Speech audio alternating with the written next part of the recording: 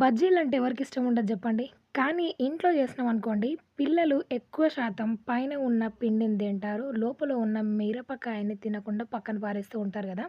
అట్లా చెయ్యకుండా కొంచెం డిఫరెంట్‌గా ట్రై చేశాను ఇక్కడ వంకాయతోటి. అండ్ టేస్ట్ మాత్రం సూపర్‌గా వచ్చిందండి. ఫస్ట్ ఇలా పొడుగు వంకాయలని ఘాట్లు పెట్టుకోవాలి. అండ్ ఇది పుచ్చు ఉండకుండా ఇట్లా నేను వీడియోలో చూపిస్తున్నట్టుగా ఇట్లా 3 సైడ్‌లు ఇలా ఘాటు పెట్టుకున్న తర్వాత అందులో కొంచెం ఉప్పు పెట్టాలి. లేదంటే ఇవి కన్నర్ అంటారు కదా! అట్లా వాసన వచ్చేస్తాయి. టేస్ట్ ఉండదనమాట. ఇట్లా ఉప్పు రాసి వీటిని నూనెలో ఒక 2 నిమిషాల పాటు ఫ్రై చేసుకోవాలనమాట. ఎందుకంటే డైరెక్ట్‌గా పిండిలో ముంచి వేస్తే వంకాయ సరిగ్గా వేగదు. టేస్ట్ కూడా ఉండదనమాట.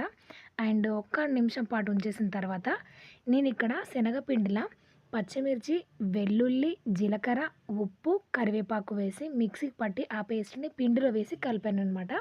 అండ్ కొంచెం వంట సోడా వేసి ఇప్పుడు వేయించుకున్న వంకాయల్ని ఈ పిండిలో డిప్ చేసి వేడి వేడి ఆయిల్‌లో ఫ్రై చేశారనుకోండి చాలా బావుంటది. అండ్ పిల్లలు మిరపకాయ బజ్జీ తిన్నప్పుడు మిరపకాయ పక్కన పెడతారు కదా! అట్లా పక్కన పెట్టకుండా ఫుల్ బజ్జీ మొత్తం తినేస్తారనమాట. అంత బావుంటది. అండ్ అందరికి నచ్చుతది. పిల్లలకి ఇంకా బాగా నచ్చుతది.